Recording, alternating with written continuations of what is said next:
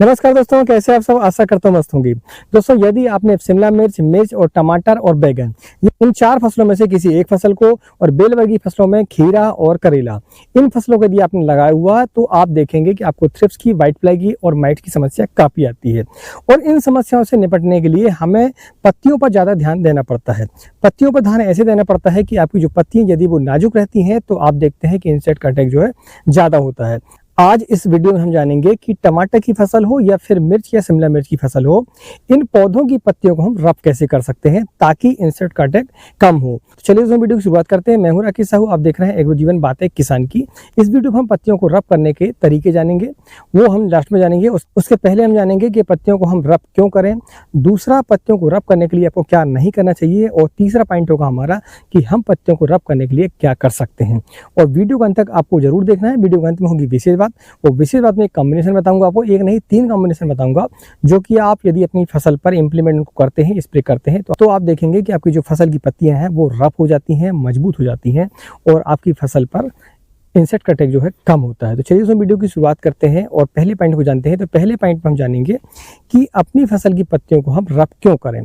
पत्तियों को रफ करने का मेन एक ही कारण होता है कि आप यदि पत्तियों को रफ कर लेते हैं, आपकी जो पत्तियां हैं उनकी जो थिकनेस है वो मोटी हो जाती है, उसमें खरवरापन थोड़ा हो जाता है, तो आप देखेंगे कि जो इंसेक्ट हैं वो अधिकतर हमारी नाजुक पत्तियों को अटैक करते हैं। ठीक है, लेकिन यदि हम अपनी पौधों की पत्तियों को रफ कर लेते हैं, थोड़ी हार्ड बना लेते हैं, तो आप देखेंगे कि आपकी जो पत्तियां हैं उन पर इंसेक्टों का अटैक कम होता है। अटैक तो होता है मगर पौधे पर उतना प्रभाव नहीं होता है। इसी कारण से हम पत्तियों को रफ करके रखते हैं ताकि इंसेक्ट का अटैक हमारी फसल पर ना हो, और अगर हो भी तो उसका जो है दुष्प्रभाव हमारी फसल पर ना पड़े। तो पहला पॉइंट तो दोस्तों ये क्लियर हो गया आपका कि आपको पत्तियों को रफ क्यों करना है।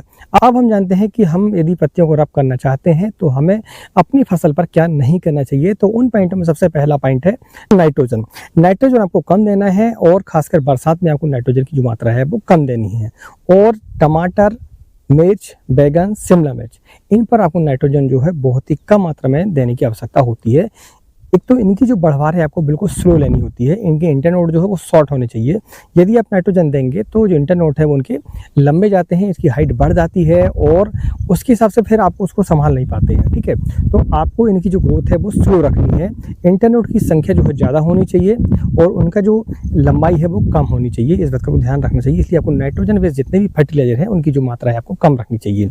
दूसरा है दोस्तों इसमें कि आपको टॉनिक वगैरह जितने भी हैं उनका इस्तेमाल आपको खासकर बरसात के समय पर कम करना चाहिए, या फिर ना करें तो भी इनका काम चल जाता है। हाँ, सीवीड वगैरह आप दे सकते हैं, इसमें कोई दिक्कत नहीं है, लेकिन आप जितने भी अमीनो एसिड वगैरह हैं उनका इस्तेमाल आपको कम करना चाहिए। ये एकदम से ग्रोथ ला देते हैं और जो पत्तियां हैं वो हमारी पतली रह जाती हैं, नाजुक रह जाती हैं। इसके कारण हम देखते हैं कि जब भी आप टॉनिक का इस्तेमाल करेंगे तो आप देखें कुछ दिनों बाद उन पर इंसेक्ट का अटैक ज़्यादा होता है। इसलिए आपको जो है टॉनिक के इस्तेमाल से बचना चाहिए। तीसरी सावधानी आपको रखनी है ये कि आपको जिब्रेलिक एसिड का इस्तेमाल नहीं करना है। हाँ, बेल वर्गीय जितनी फसल है उन पर आपको करना पड़ता है क्योंकि इनकी जो ग्रोथ है आपको फास्ट चाहिए रहती है, मगर खासकर टमाटर, मिर्च, बैगन, शिमला मिर्च इन फसलों पर आपको जिब्रेलिक एसिड का इस्तेमाल नहीं करना चाहिए। जब आपकी फसल ग्रोथ में हो, आपका पौधा जब छोटा हो, तब आपको बिल्कुल नहीं करना चाहिए। ठीक है, तो बरसात में जिब्रेलिक एसिड के इस्तेमाल से आपको बचना चाहिए। यानी सीधी सी बात है कि आपको जो ग्रोथ है वो एकदम से नहीं लेनी है, उसकी बढ़वार एकदम से नहीं लेनी है, उसके इंटरनोड आपको छोटे रखने हैं और पत्तियों की जो मोटाई है वो ज़्यादा बना के रखनी है। उसकी जो मोटाई है वो ज़्यादा होनी चाहिए, दूसरा उसकी जो साइज़ है वो अच्छे होने चाहिए, तो आप देखेंगे कि इंसेक्ट का जो अटैक है वो कम होता है। अब हम जानते हैं तीसरे पॉइंट को। तीसरा पॉइंट बहुत ही महत्वपूर्ण है। इसमें हम जानेंगे कि हमारी फसल की पत्तियों की रफ करने के लिए हमें क्या करना होगा। तो उसके लिए आपको सबसे पहली बात तो ये है कि आपको फास्फोरस की जो मात्रा है वो आपको ज़्यादा देनी पड़े अपनी फसल पर।